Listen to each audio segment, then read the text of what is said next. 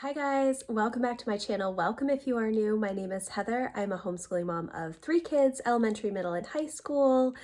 Today is week 2 of our Nanowrimo prep, and it is all about characters, I think. That's what I wrote down anyways. So today I'm going to be sharing a little bit about how we are starting our week 2 Nanowrimo prep. I do have a vlog from last week where I started Nanowrimo prep, which is not something we've ever done. If you don't know what NaNoWriMo is, it's National Novel Writing Month. It is the month of November where the goal is to write every day in the month of November and end up with a novel. For adults, it's a 50,000 word novel at the end of the month, or for kids, there is a whole list of different ages and word count goals. So we've been participating in NaNoWriMo for kids as part of our homeschool for many years at this point. And this is the first year that we are really prepping for NaNoWriMo. Typically, we just go in blind and just start writing November 1st. We usually have some ideas at the end of October. But this year, we are doing the workbook that is free on their website. I will leave a link in the description. We're only doing the workbook maybe like 2 times a week, so it's not a ton of work if you want to join in.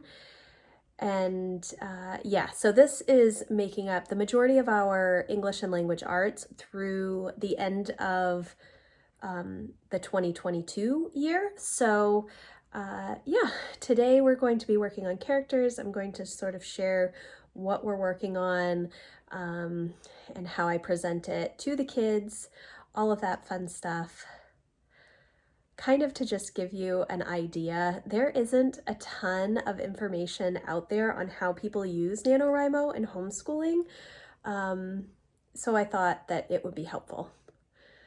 I hoped it would be helpful, and it kind of keeps me on track as well to make sure that I am going through what I want to accomplish each week if I am recording it and sharing it. So that is the plan for today. It is Monday. It's pouring rain outside right now. Emma is outside running. I tried to encourage her to run on the treadmill, but she hates running on the treadmill. So she's outside because she doesn't have cross-country practice today. And that means she's going to be soaked and her shoes are going to be soaked. I don't know if they will dry out before tomorrow. We shall see. So I am going to get the NaNoWriMo stuff set up, and once we start that, I will share it with you. All right, so this week we are talking about creating interesting characters. Last week we were focusing on just some different ideas that we had, right? Mm-hmm. Did we talk about setting it all? I don't think so. No, we talked about sparking an idea, and we came up with a few different novel ideas, and then you did your free write for a little bit. Yeah, that was fun. So this week we're going to start working on creating interesting characters. Now, these don't have to be characters for your novel that you start to write in November, but it should help you get your So could we just write ideas. characters for the free write that we did? Yes, you can build on those, or come up with new 'Cause characters. I If you're actually starting, like my free write idea. if that is starting to spark ideas for you for writing in November, then I would make notes of it in your notebook right there. So Lucy has had some ideas for characters. Jack has one character that's quite developed. And and Emma, you're still in the exploration phase. Okay. So first we're going to move on to one of the most important parts of any novel, interesting, complex characters. Now, there are a couple of different kinds of characters. Flat characters versus complex characters. Do you remember when we talked about this? Isn't a flat character someone who doesn't change throughout the story, but then a complex character like changes based on what happens? Yeah, the conflict and Yeah. stuff. Flat character. Luna is a teenage girl who lives in Philadelphia. She goes to school, hangs out with her best friend, and likes clothes. Complex character. There's nothing wrong with that. 15-year-old Luna just moved from her childhood home in California to Philadelphia. She's having a really hard time making friends at school. Her strange name and the beat-up rainbow-colored van her dad drives her to school in every morning have not made it easy on her. What do you mean? Luna's not a strange name. She's only made one friend so far, Ollie, who lives down the block and has a pet snake, also named Ollie. Everyone else thinks Luna's too weird, and besides, they're jealous of her shoes. She has every kind of shoe: cute sandals, hip skate shoes, high heels, wedges, boots, and bright white sneakers. She wears a new pair each day. Little do her classmates know, she makes them all herself. Flat characters are boring and general. There's nothing specific or unique about them. Complex characters have hidden depths and surprises. They're fully developed people and feel so real that you can imagine meeting them in school or on the street. See, I feel like that wasn't a flat character, complex character thing. I feel like that was just like more or More less descriptive. Yeah, I agree with you. So, yes, because didn't we do flat and complex characters? Like Lizzie's a complex character, but Jane's Jane a is flat character. character. Yeah. That doesn't mean she's not interesting, though. The characters you'll write about will fall into one of three categories: the protagonist, the supporting characters, and the antagonist. Who knows what the protagonist is? I do. Okay? Jean. No.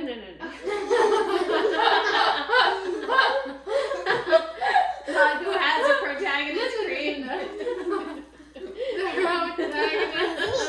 The protagonist is the main, like, good person. Main character, of yes. the story. Yeah. Yes, Chocolate. No. Supporting characters are characters who have an important role in your protagonist's life, and the antagonist is the character who stands in the way of the protagonist. And the antagonist doesn't have to be a person; it can be like a situation or like, just like the protagonists themselves. yeah, that's true. Yes, that is true. The So protagonist there's can be both the protagonist and the antagonist, just like Smeagol. there. He's not the protagonist. In his own story, he is, but he's not in general. So in the workbook, there is more information about protagonists, supporting characters, and antagonists, and then there are like physical and abstract antagonists, which is kind of what we were talking about here. Just examples to help you. It's a great idea for you, the author, to try and get to know your characters a little before you begin writing. One way to do this is by filling out character questionnaires. You can use all the ideas on the following pages, pick and choose just the ones that feel helpful, or even add some of your own questions to answer. Keep going until your characters start feeling like real people. So the next section, which we're not going to have to do right today, or you can start to do that if you want, are these character questionnaires. So for each main character and supporting character, you're going to want to answer a lot of these questions. That's going to help you visualize. Main character? Yes, I mean, obviously that's possible. Well, most books that I read have one main character and then all the others are supporting characters. Yeah, I mean, that is true, but you can have really well developed supporting characters. Mm-hmm. So, this is probably going to take us like a couple of weeks, I think, to work on these character questionnaires, because what I want you to think about now are just different character names and also working on like your setting or idea for your novel. I mean, you can just start answering the questions to come up with your protagonist. Mm-hmm. And then there are all kinds of additional questions. Like section 2 is just for your supporting characters. Section 3 is just for your antagonists. And then section 4 is all kinds of bonus questions to help you develop that person. Everybody gets the first page for all of your important characters. Mm-hmm. Protagonists, supporting characters that are actually like main characters, like Hermione and Ron. Yeah. And then section 2 is just supporting characters. Section 3 is antagonists. So these are extra questions to go along with the main questionnaire, and then the bonus questions if you want to get to know your characters even better. It will just help you visualize that person, so when you're writing and you're having dialogue between the characters, you'll really understand, well, what would John say in this? Or what would Kevin say in this? You know, like, because you kind of have an idea of their personality and stuff. So that's kind of what you're going to be working on this week and probably next week, because I would imagine you're going to have more than like 2 characters in your novel. But if you only have 2, also okay. We'll see how far we get this week, because we don't have like a ton of outside stuff, so maybe you'll have more time for writing. Although I've definitely planned a lot for Emma, so we'll see. So if you just want to read through this stuff and then start writing down some ideas. All right? Does that sound good? I also need to find my pencil because I promptly lost it. Thanks.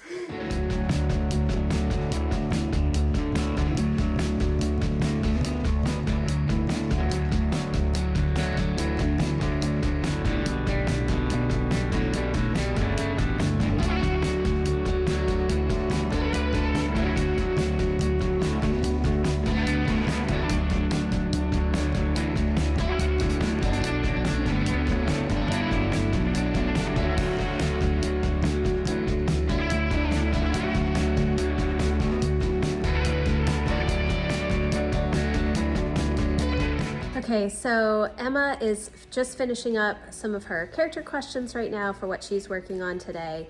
So I think that was a lot of fun, thinking about different characters and descriptions of characters. We had a good time working through some of those questions and pages together. So that is how NaNoWriMo prep is going to go for us this week, and I think probably next week as well. We'll see how far we get this week with the character questionnaires to see if we need more time to develop other characters or if the kids are just ready to move on to the next thing. I'm not expecting them to have their entire novel planned out with all of the characters fully developed and all of that stuff. My expectations are not that high for all of this prep work. I mainly want to use the workbook and the extra examples and lessons that the NaNoWriMo youth website has to spark ideas, so that once we get to November 1st, they have some good ideas to work with.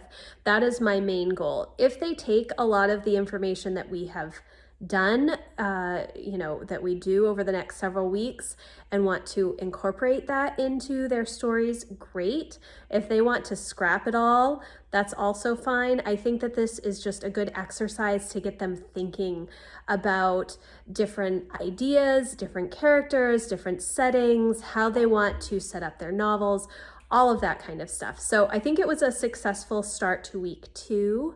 I hope that you enjoyed this video. Again, I will have links for NaNoWriMo in the description box, as well as my previous videos that I have done about NaNoWriMo. If you have any questions, please let me know in the comments.